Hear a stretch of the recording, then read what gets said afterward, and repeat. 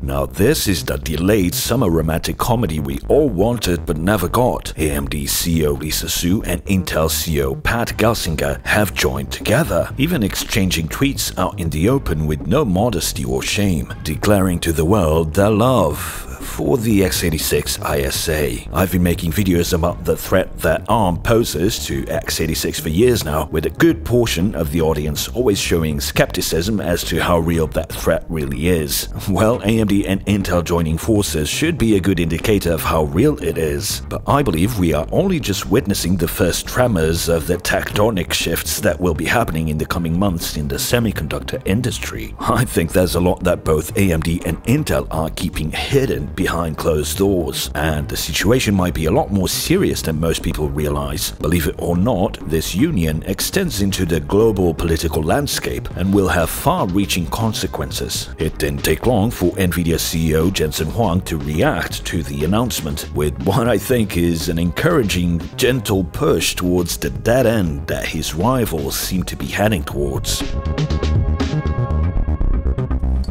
Our sponsor, urcdkeys.com, is having a back-to-school super sale, so if you need a Windows or Office OEM key, you should check them out now. What is an OEM key? If you buy Windows 11 directly from Microsoft, you'll pay $139 currently, or more depending on your region, and that's for a home edition key. But if you buy an OEM key from urcdkeys.com, you'll only have to pay $21.80 when you use my coupon code C25. And that's for a Windows 11 Pro key. These keys work globally and you'll get them within minutes. You can pay with a credit card or PayPal. After purchasing, just go to your purchased orders page and copy the key, and then on your Windows 11 install, type in activate and enter your key in the appropriate field and click activate. Simple and quick. You can also get Office 2021 Professional Plus at less than half the price with my coupon code C25. Check the links in the video description for your cheap OEM keys today. Back in the early 1900s, when the first automobiles appeared on the market, the horse and carriage industry showed significant skepticism towards automobiles replacing horses as the primary mode of transportation. After all, horses had been used for millennia. Newspapers and bankers called anyone who was backing cars instead of horses an imbecile. However, while in 1890 there were nearly 14,000 companies in the US alone building horse-drawn carriages, by 1920 only 90 such companies remained. How are horses and carriages faring today? Well, they are still around, but nowhere near as relevant as the car has become, obviously. Jump to 2024, and here we seem to be again, repeating the horses versus cars battle of yesteryear, but this time the four-legged beast on its last legs seems to be the x86 proponents, AMD and Intel. In an effort to combat the rise of their common enemies, Lisa Su and Pat Gelsinger have joined forces and made a public announcement that they have formed an x86 ecosystem advisory group to accelerate innovation for developers and customers. In other words, they have engaged panic mode. Both CEOs were at the Lenovo event this week and had a few words to say on the matter. Pat Gelsinger, in his appearance at the event, stated that he views the partnership with AMD as a way to expand Intel's foundry business, and that he believes it will help Intel compete with TSMC and Samsung in chip manufacturing, and that he sees it as an opportunity to bring x86 computing to new markets. Take notice of what he didn't mention: ARM. As for Lisa Su, she stated that she considers the partnership valuable but not directly impactful to AMD's strategy. She emphasized that AMD's focus is on high-performance computing and AI acceleration, and that she believes in the importance of both x86 and ARM architectures in achieving that goal. So, as for AMD, they are making it clear that they are not married to x86 and are not afraid to mention ARM even at the announcement of this historic gathering around x86. So in between the lines, we can see that Intel and AMD converge in a few things, but this union seems to be more important to Intel than it is to AMD, and Pat mentioned the foundry opportunities a lot more than he mentioned the actual instruction set. If one pays close attention to what is being said, I think it's at least possible that this could be a last-ditch effort to keep x86 as the dominant ISA, with with Pat Gelsinger leaving the door open to a foundry-first strategy and Lisa Su the door open to a pivot to ARM. Now, as for NVIDIA CEO Jensen Huang, who was also at the event, he expressed support for this partnership, seeing it as beneficial for the industry, detailing that the x86 architecture was fragmenting. This is an important remark and we'll come back to that. He highlighted NVIDIA's position as a customer of both Intel and TSMC, so we got a diplomatic reaction here from NVIDIA. This Lenovo event reminded me of watching reruns in the 80s of the 70s show The Love Boat, where you have special guests coming in on every episode and it's love all around, as the show's awesome theme song declared. Looking beyond the carefully prepared marketing spiel though, on the surface at least, all CEOs view this partnership between Intel and AMD as a strategic move that could reshape the semiconductor landscape, but each of them maintains his or her own distinct focus and strategy, with AMD and NVIDIA sounding cautious and Intel sounding, in my opinion, desperate. But it's what's beneath the surface that should have you worried. It's clear that the main focus of this union is not the desktop and mobile threat that ARM poses, which is very real, and we'll get to that in a minute, but the more imminent and impactful threat in the AI data center, caused primarily, as you know, by NVIDIA and by the hyperscalers and AI giants themselves, like Amazon, Meta, Google, Apple, etc. You see, while there's a lot of money being spent in acquiring AI hardware, at this point everyone seems to have realized that you either get NVIDIA's hardware or you will be left behind in terms of innovation. It's just too risky to give anyone else a go. Too much is at stake. There's an urgency to be the first to market with new technology that I don't think I've seen before, not even in the early days of the internet. While there are indeed megabucks being spent, they are being funneled to only a few players, NVIDIA and TSMC being the primary ones. The money is not going into AMD's and Intel's pockets, not on the same level. Although with the demand being so high, naturally there's some residual spending that is reaching them. Here are some indicators that I think can reveal what's actually going on behind closed doors at Intel and AMD. Firstly, ASML, the Dutch company that sells lithography machines for TSMC, Intel and Samsung foundries, released their Q3 2024 financial results and outlook ahead of schedule, apparently accidentally, and it turns out that their net bookings were only 2.6 billion euros, including 1.4 billion euros in EUV machines. That's about half of what they had projected. The reason for this, their CEO said, are delayed technology transitions by some customers, meaning Intel and Samsung, of course, as TSMC is charging ahead with high-NA EUV. He also cited a slower recovery in the semiconductor industry than what was previously thought, and also blamed cautious customer spending due to economic uncertainties. In other words, Intel and Samsung had crappy quarters and are putting their orders on hold. Why?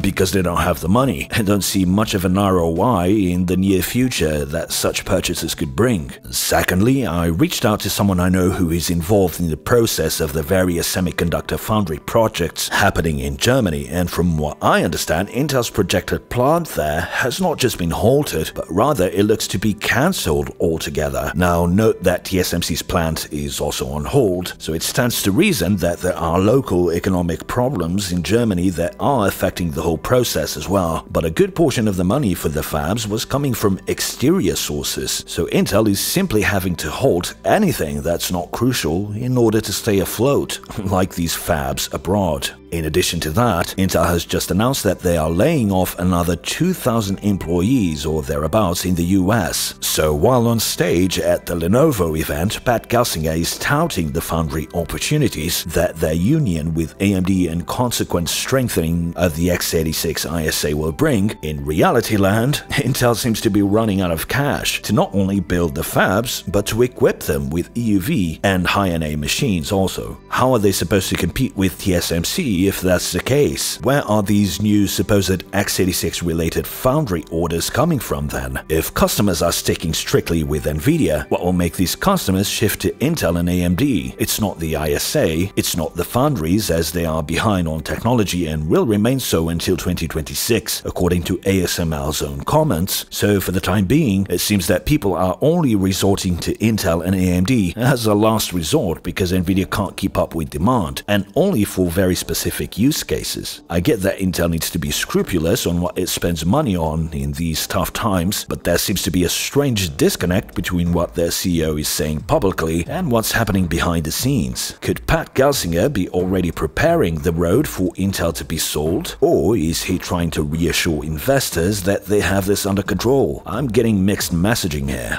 Now, on the AMD side, things might not look as bad on the surface, but let's look at their recent Advancing AI 2024 event and try to siphon through all the mind-numbing marketing speak for some nuggets. AMD announced their 5th-gen EPYC chips, and in what looked like another The Love Boat episode, there were lots of existing partners making a cameo, like Meta, Google, Oracle, and Microsoft, that joined Lisa Su on stage to talk about AMD's commitment to AI. And I should emphasize existing partners, not new customers. Turin, built on 3nm and 4nm, is claimed to bring a 17% IPC uplift, with up to 192 cores and 384 threads, boosting up to 5 GHz. AMD claims it's the best CPU for cloud, enterprise, and AI. How? Well, there are different configurations of the chipless package, with one being configured for enterprise with very fast frequencies but less cores, so this would be software being run on a per-core basis. Then another EPYC configuration with more cores but lower frequencies for cloud compute, so someone like Amazon can increase the number of orders it can process, so you get more compute per socket rather than per core, if that makes sense. This is all good, except this is for a segment of the market that is not growing, or growing very timidly. That was already the case before the AI craze. Now, with investments being directed towards AI, there's less money left from customers to spend on the traditional data center hardware. The AI hype bubble is giving people the impression that the whole semiconductor industry is growing, but that's actually not the case. Only a small segment is growing. AI training. Not even inference is growing just yet. Now, AMD did announce an AI-specific product, the MI325X Instinct GPGPU, or SOP if you want to call it that, and it's an absolute beast. With 256GB of HBM3E, 1.3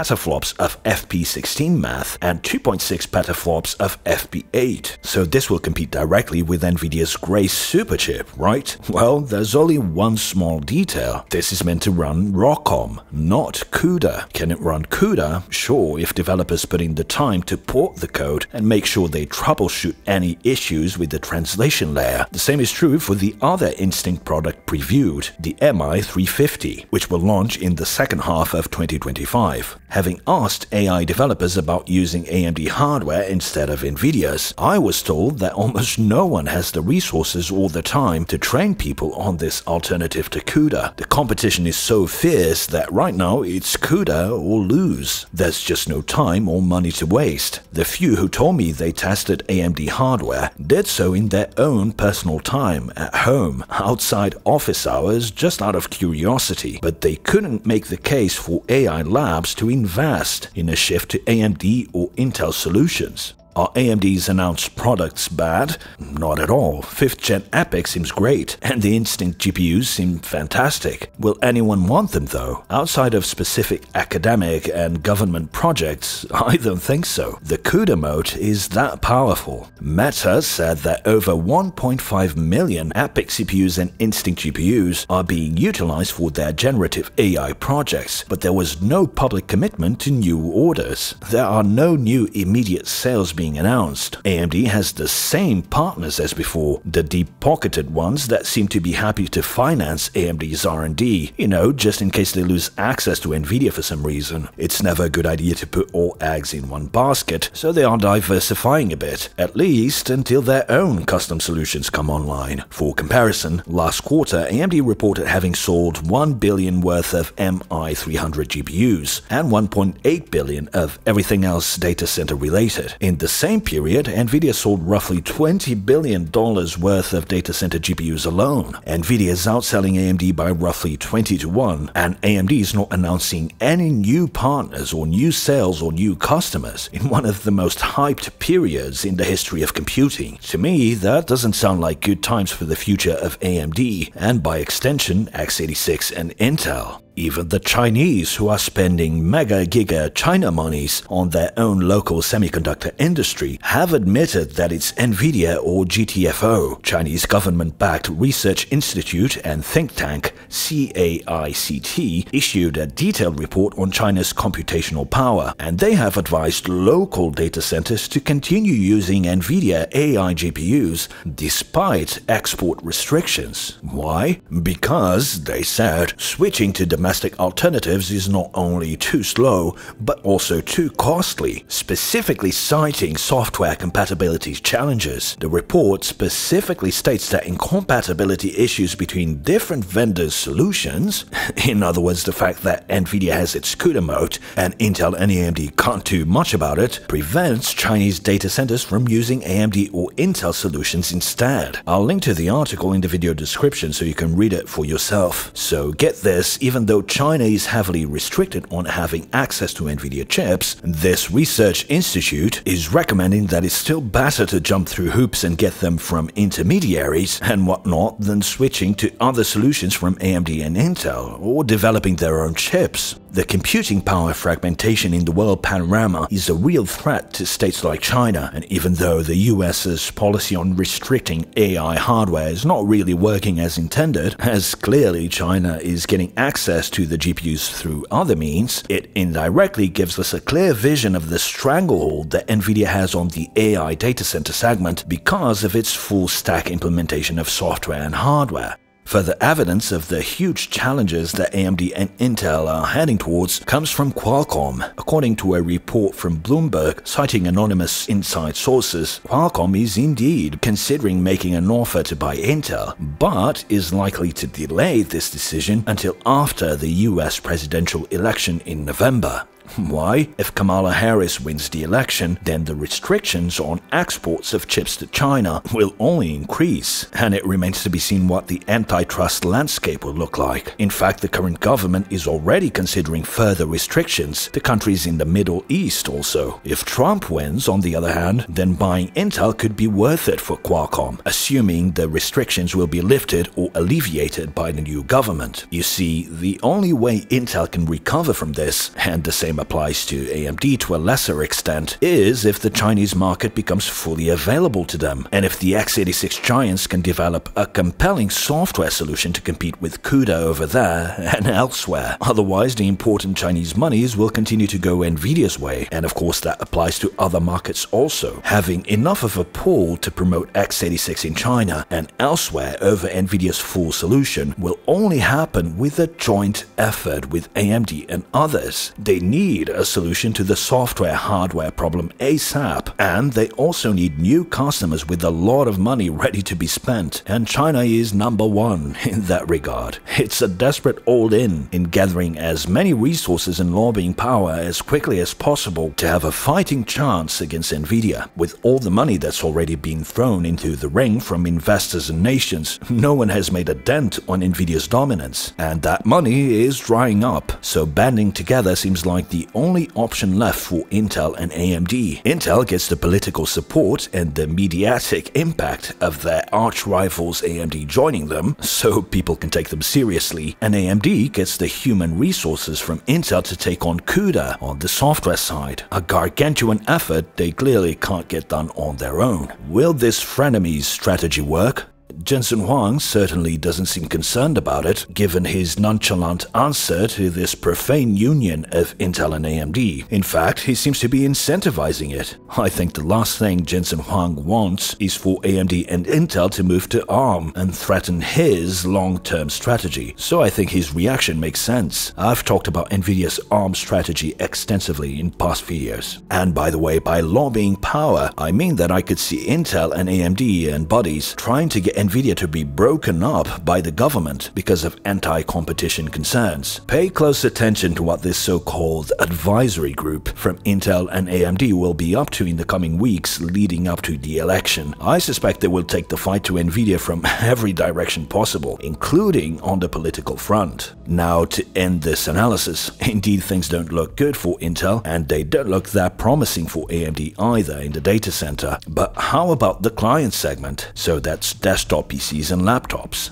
Well, AI will also have a big impact in our niche, but not in the way that people are expecting. Just this last week, PreSonus launched Studio 17, which is the software I use to edit the audio in my videos and to create the music you hear in the background of said videos. And this new version of the digital audio workstation is stock full of very useful AI features, like the ability to extract individual instruments and vocals from a single WAV file right inside the DAW, or the integration with popular sample service Splice, which searches for samples that fit the genre of music you are working on out of thousands available online, all inside Studio 17, and several other AI-driven new features. I tried them all out and they work super fast, reliably, and with zero issues. Very useful AI stuff indeed. The thing is, my audio editing machine has a Ryzen 5950X in it from 2020, when AI wasn't on people's radars as it is today, and it has just an entry-level GPU that is just there to do video output. The 5950X was not built for AI, yet it runs every AI task you throw at it with ease. The same for the new versions of Adobe's software suite like Photoshop, which also have a ton of useful new AI features. They run on any CPU out there just fine. How is this relevant? Well, after the dust settles in AI training, and whether Nvidia establishes itself as a complete monopoly or gets broken up in favor of more competition, or if internal solutions from Meta, Google, and Amazon and such win in the end, whatever the outcome might be, the next step will be inference. That's where the big money will be spent after this round. So one would think that eventually Intel and AMD would have big wins there. They are, after all, the main producers of client hardware, right? Perhaps in the next few years, with people needing to upgrade their machines in order to enjoy the great new sophisticated software that AI is giving us, multitudes of PC users will be upgrading to new AMD and Intel-based devices with advanced AI capabilities, right? So a shift in focus back to the client market might just be what the doctor ordered for the x86 old guard. Well, no. Turns out that right now, NPUs are mostly dark silicon. They are simply not needed or utilized, so there won't be a need for more powerful SoCs with AI capabilities. We are far from fully utilizing even the current generation of products on the market, except, of course, if you build a walled garden around your hardware, you know, like Apple. In the case of Apple, software can be built to make use of hardware that's specifically tailored to do inference,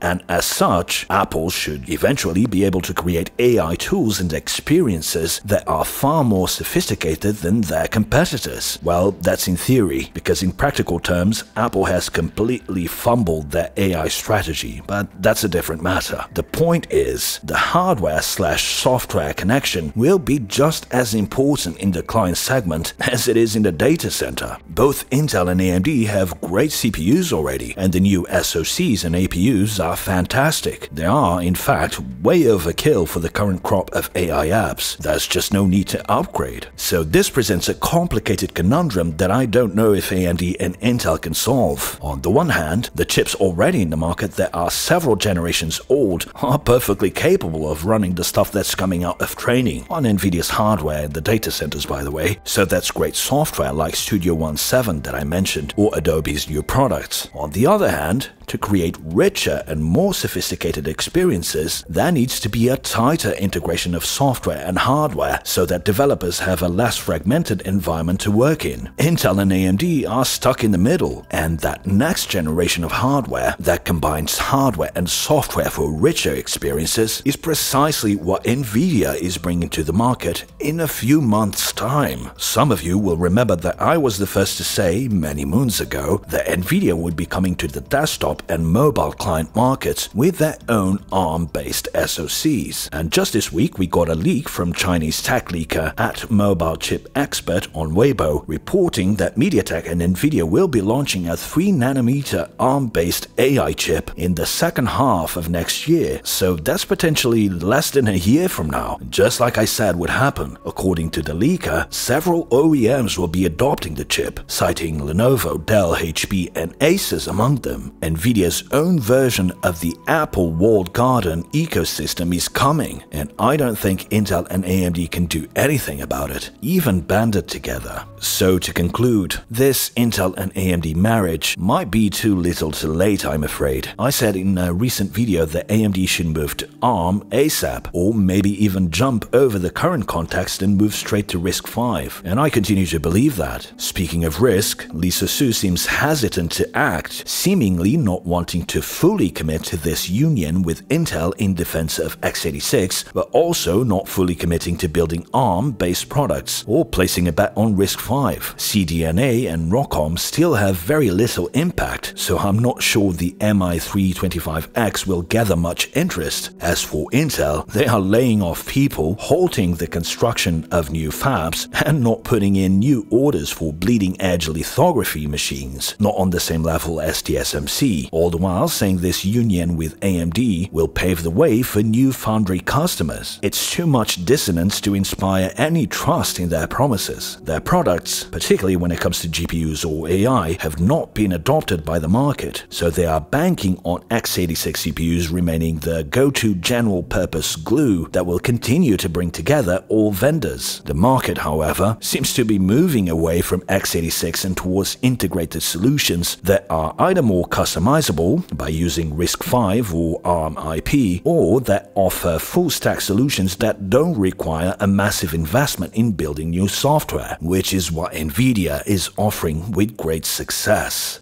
So, do you still think I was wrong about ARM all this time?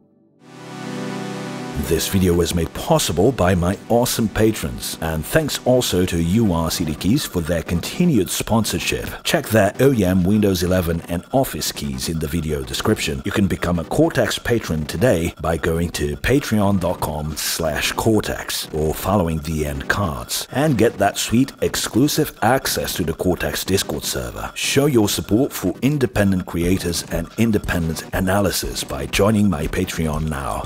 Thanks for watching, and until the next one.